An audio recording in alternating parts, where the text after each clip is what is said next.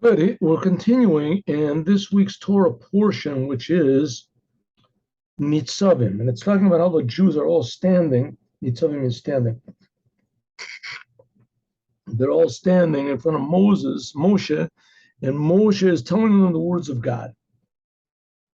And he says that I know what's going to happen. You Jewish people, I'm going to leave you now. You're going to go in the land of Israel yourself, and I know you're going to make trouble.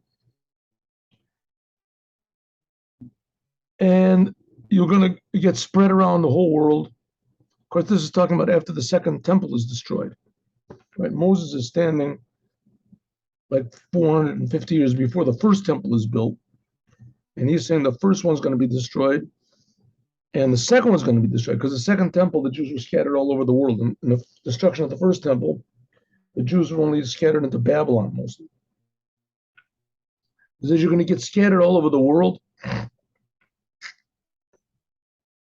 And you're going to leave the covenant of God. You'll get scattered all over the world. You'll bow down to all sorts of weird idols, idolatry. And you'll make God angry. And they'll bring on all these curses that are written in this book. And you'll get evicted from the land with af v'chema, with a tremendous anger, and how do you say, wrath, and ketzav gadol, and tremendous irateness or something. In any case, vayash lichem al eretz acheres kayom hazeh. And you will get scattered into all sorts of other weird lands like now.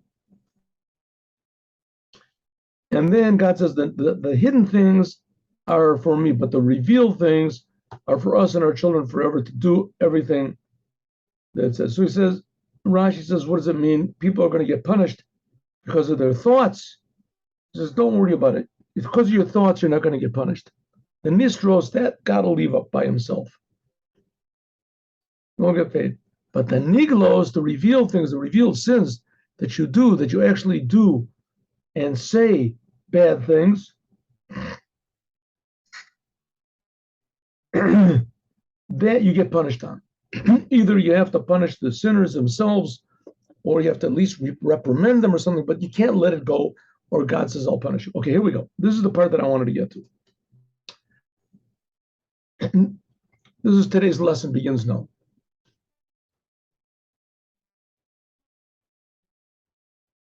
V'haya, and it will be. V'haya also is language of happiness, being happy. It says when it says vayehi, it means something bad is going to happen. Vayha means happy.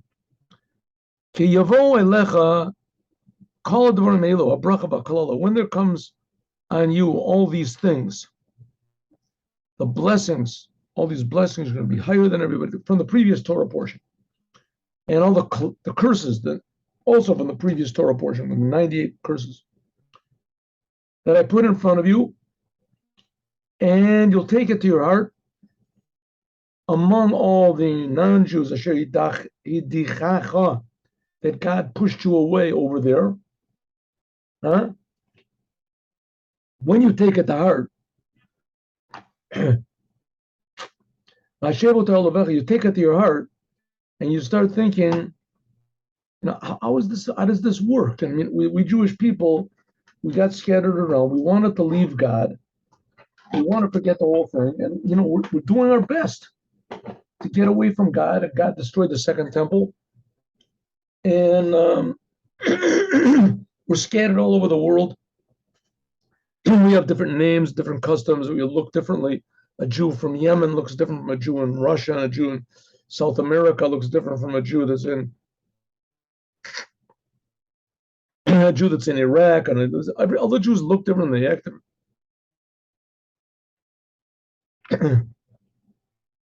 And here we are, we still know we're Jews.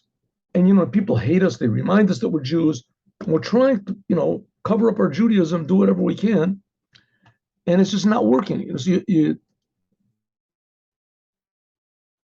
and there's always Jews that are going to say, hey, listen, the Torah is the truth, and Judaism is the truth. And there's always going to be these stubborn Jews, that are going to insist that the prophets were right and all this stuff. The commandments are right.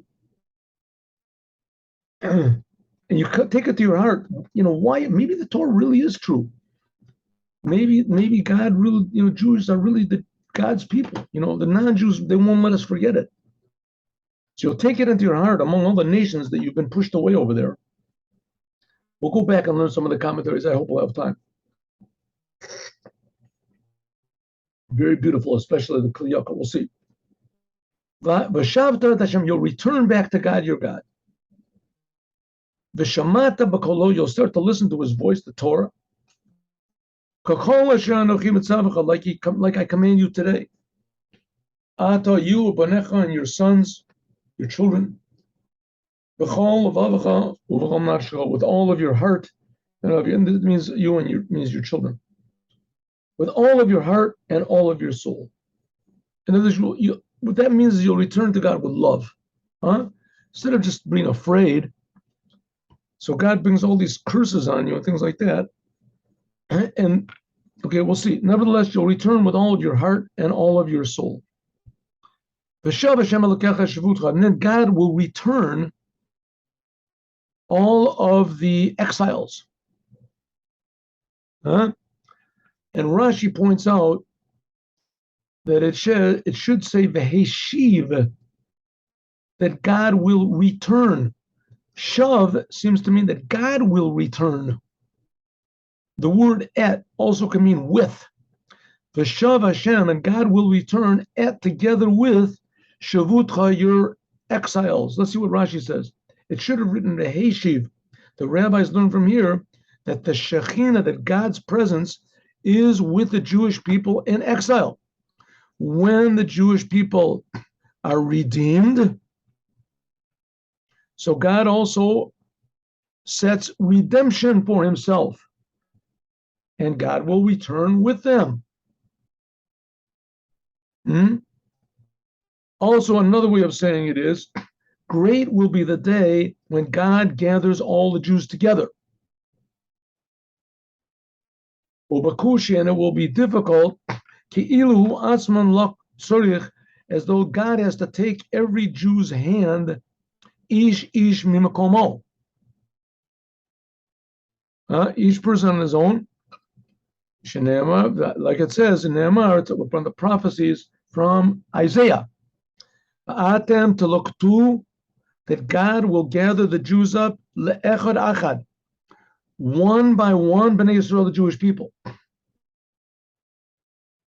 Ba'av Begolius, and also in the other exiles of the other nations, it says V'shavti Shus Mitzrayim, says that God also, when the other nations, there were other nations that were temporarily exiled, and God returns them also. Okay, we'll talk, that is a subject for a different time. But that's the whole big question. There's been all of these other nations and this, and especially like the biggest ones were the Christians, where the Christians say, there's no more Judaism, everybody is a Jew, there's no more Torah, we have a new Torah, and you don't have to have any laws, all you have to do is believe.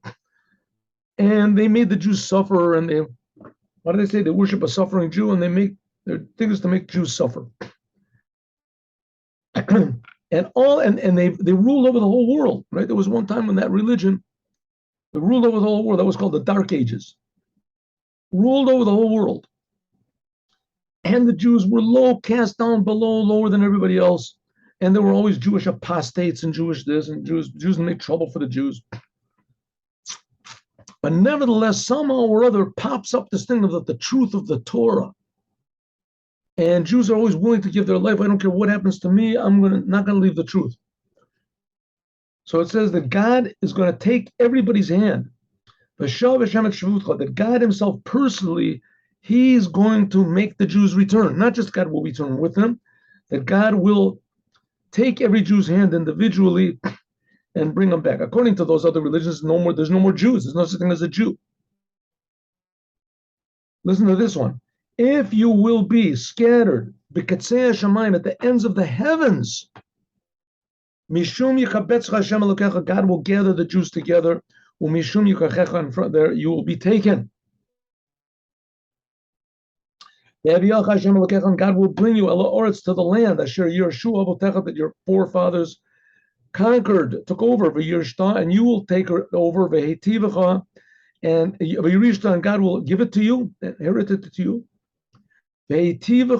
and God will benefit you, and increase you more than your forefathers. Huh? Here we have a hint at the month of Elul. Et levavacha ve'et levav. Elul. Aleph, lamed, vav, lamed. And God will circumcise your heart. Earlier it says you have to circumcise the foreskin of your heart. And here it doesn't say the foreskin. Here it just says God will circumcise your heart. Because the foreskin, that's all the negative, terrible things. And this, God will circumcise the heart itself. And we're going to do the Ramban over here. It will circumcise your heart and the heart of your offspring to love God with all of your heart and all of your soul, because He is for the sake of your life. Huh? And one more, last one. And God will put all these 98 curses that He said He's going to put on you if you don't do the Torah, on your enemies, and all the people that hate you, that ran after you. Huh? And you, Jews, you'll go back and listen to the voice of God and do all the commandments that I am commanding you today. Now you'll do all the commandments that God commanded us 3,300 years ago. Okay, so these sentences pretty much, there's others also, but here this is a prophecy from Moses himself, saying that God will never lose. Not only God will never leave the Jewish people, God will gather up all the Jewish people, and He'll wake up the hearts of all the Jewish people, and He'll change the hearts of all the Jewish people that they'll want to do all of the commandments in the Torah, all the commandments that God commands us today. And then the whole world will benefit. There'll be blessing. Let's learn this beautiful Ramban. Look at this. It says that God will circumcise. Now the Ramban, this is Rabbi Moses ben Nachman. He lived about, 700 years ago, something like that? And he was called, and he was termed, I think the Arizal called him, the last of the true Kabbalists, the Kubalim. Okay, I don't exactly know what that means, but anyway, that's what he was. But sure, he knew all the mysteries of the Torah, the Ramban. So let's see what it says over here. That God will circumcise your heart. That's what it says, that if a person comes to refine himself, God helps him.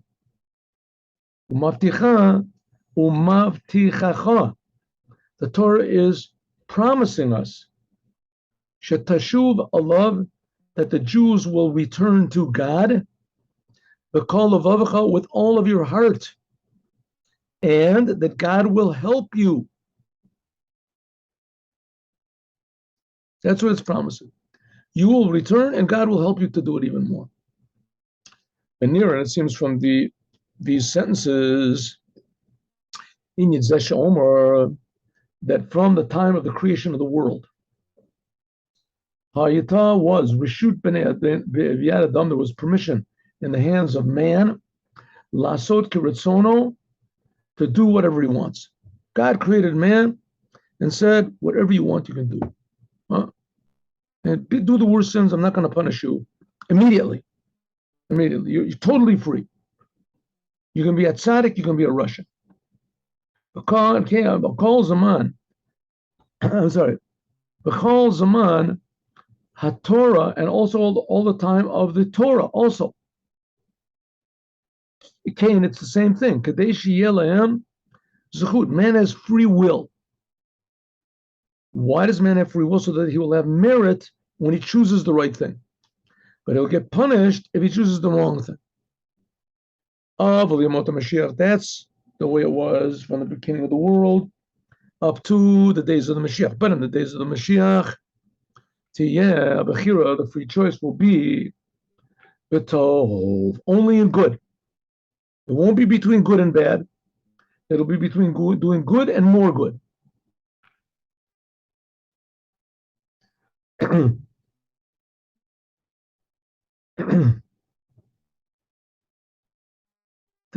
Lo yitaveh, people will not desire, the heart will not desire lamasha and roy, to things that are not proper. V'lo yachbotz bo, you will not desire kalal at all, things that are negative, right? Just like a normal person does not cut off his leg. Why not? Why don't normal people cut off their legs? Huh? Afraid? Scared? Huh? What do you mean scared? That's ridiculous. Who cuts off their leg? That's stupid. You haven't got free will. See? You haven't got free will. If you had free will, you would cut off my leg. You would cut off your leg. Says, listen, I mean, I have free will, but I also have free will to do what's right. Why should I free will to do stupid things? I mean, there's a whole world of stupid things. I have a free will. You'll say, oh, you just cut off your one leg. Why not cut off the other leg? Why not jump off a building? Why not drive under a train? You haven't got free will. That's ridiculous. To do dangerous, stupid things, I have free will, but who was going to do it? On the other hand, that's exactly what we do spiritually. Spiritually, we make the wrong choices. We cut ourselves off from God. We kill ourselves. Says in the future, it's not going to be that way. People will not desire to be separate from God, just like they don't want to be desired to separate themselves from their own leg. And this is what it says, that God will circumcise your heart. What do you mean? He'll remove all these self-destructive, negative desires. That's what it means, the circumcision. Because that a person has lust and desire, attachment to the world, unnecessary attachment, this is orla. This is what's called the foreskin of the heart. And God will circumcise the foreskin of the heart so that people will not be connected to these lusts and desires. People still have money, people still have families, right? People will produce children, but it won't be an obsession by people, what I'm going to receive. The Yeshuv Adam, and people will return, everyone will be like it was before the sin of man. People did by nature so what it was right to do. It didn't have any war, internal war in his soul to do good or bad. But that's the original sin. What's the original sin? The original sin did not make man bad. It just made him more attached. It made I'd say wrong choices an option. Man was still the same man. Man is God's creation, and man is made in the image of God. But as soon as Adam ate from the tree, then all of a sudden, self-destruction became an option. This is Mashom, what the Torah says in Jeremiah. Days are coming, says God, Karati at Beit Israel, and I will make for the house of Israel and Yehuda. Remember, there were Israel was the 10 tribes, and Yehuda was the 2 tribes. I will make Beit Israel and Beit Yehuda for Brit Chadasha, a new covenant. Loka Brit Asher Karat Avram, not like I made with Abraham. Kizota Brit Asher Echrot, this covenant that I'm going to make with the Jewish people after these days, after Mashiach. Natati et Torati b'kirbam, I'll put my Torah inside of them. Jews will automatically want to put on tefillin. They'll want to keep Shabbos. They'll want to keep kosher. Jews will not want to say negative things. They won't want to lie. They won't want to cheat. Al libam echtaven, I will write the Torah on their hearts.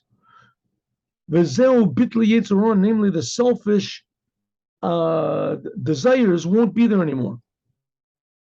People will think only about serving God. People won't think about going to heaven or what am I going to get out of this. There won't be any selfishness. And the Jewish people will do naturally what God wants. Therefore it said, I will be for them for a God. And they will be for me a nation. A person and his friend, the person and his brother won't have to say, Deut Hashem ki kulam, let's learn about God, because everyone is going to know God. The Katanim ad Gedolim. How can that be? Everybody's going to know God. Come on, that makes any sense? Well, the answer is very simple. God is creating everybody. Everyone's going to know their creator. Because the heart of man is bad, selfish from his birth. Because of that, and therefore, you'll have to teach him. But in those days, there won't be any more destructive, self-destructive desires. Like it says in the Yechezkel, everybody will have a new heart. Any new spirit I will put inside of you. And everyone will go in the statutes of God in the Torah that were there in the days of Ezekiel. Ezekiel, of course, was when in the end of the first temple. What is this new heart? That's what it says over here. This is talking about a new nature, that people will have a desire, like the rabbis say, Hegia Shanim Asher, there will come the days, Asher Tomar, Ein Libem Chefetz, there will come days when I don't have any desire. What does that mean? It says these are the days of the Mashiach. Not that the days will be so bad, I don't want them. These are the days of the Mashiach that people won't have any, there won't be, what do you say, good or bad. They'll only be good. In the days of the Mashiach, a person won't have desires for bad things. Naturally, people will do what is fitting. Therefore, there won't be any merit, there won't be any lacking, because everyone will naturally desire to do what is good. Huh? It's like if you borrow money from somebody and you give it back to him. So you say, I'm going to give me a reward. What are you talking about? A reward? I gave you back the money. But it was my money. You gave me back my money. Was a loan. And I'm not taking into it. But I did a good thing. I gave it back to you. Don't I get a reward? What do you mean? That's ridiculous. You had to give it back to me. Right? You just did what is the right thing to do. Said, yeah, but if I was a big thief and I could have stolen the money and I didn't, and I fought against my inclinations and I gave you the money, then I get a big reward, right? Says, yeah, that's true. It's true. You would get a big reward. So, in other words, you're punishing me just because I'm not a thief. Says, no, exactly the opposite. You're getting a big reward from God that you don't have to fight battles anymore to do good. You don't have to think, maybe I should steal it, maybe not. Right? Maybe I should shoot this guy sitting next to me, maybe not. I didn't. I held myself back. I get a big reward. What are you talking about? The best thing is not to have to fight all these battles. That's what it means that God will circumcise your heart. It will remove all of these selfish desires from your heart. Let's just see. Really, I had a couple of nice explanations over here, but let's hear. God will circumcise your heart. It says, what does it mean?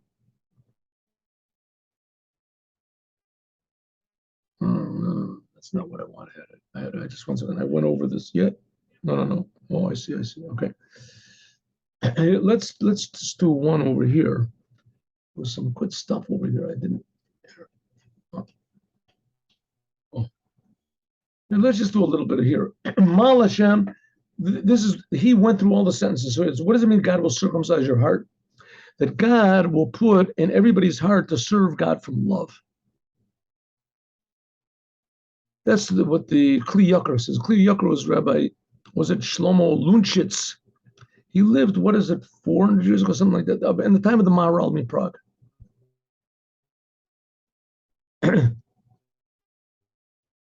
He was also a Makubal.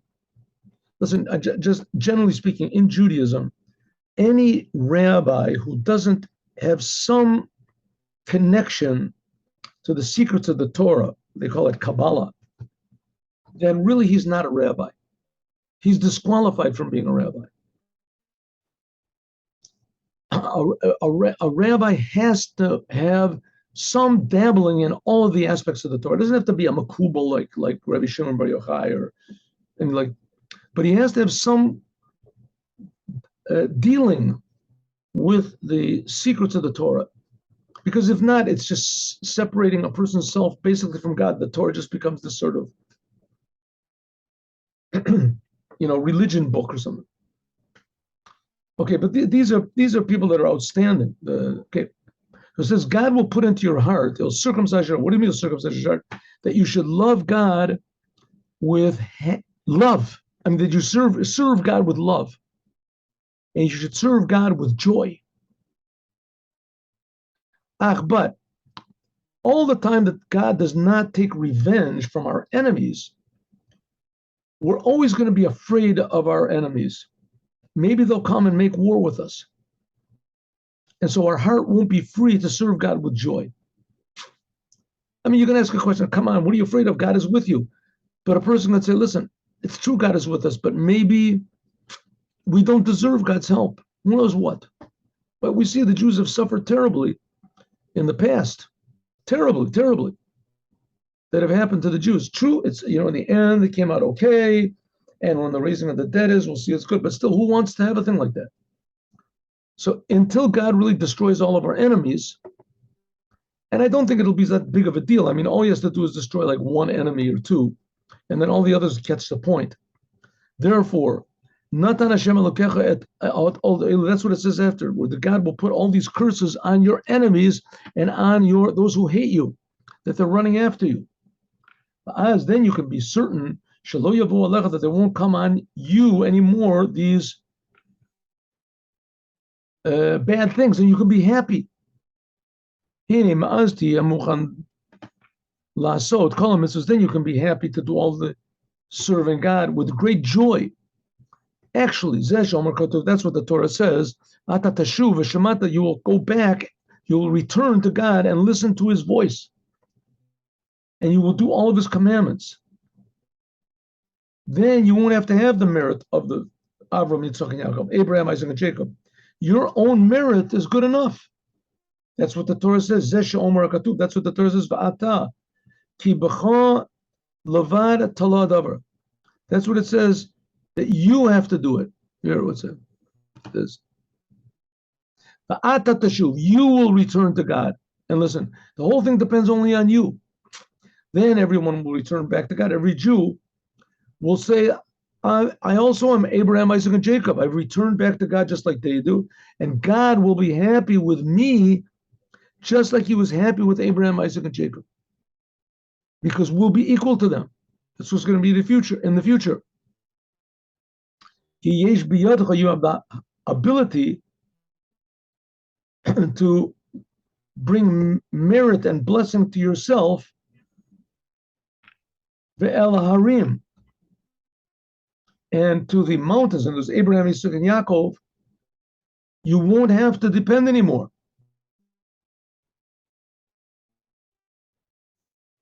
That's what it says. The sentence is, okay, the merits and the blessings will come to you.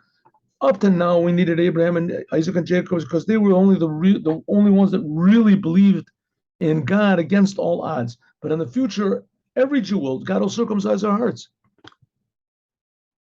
Now we can finish. This does away with a lot of doubts in the continuation when it says that everyone is going to return back to God and God will bless us all, and etc. That God will return. All right, so we see good things are promised to us, good things are waiting for us. Unfortunately, it's taking 3,300 plus years for this to manifest itself, but it should be any instant. Now let's do a little bit of Pirkei Avot.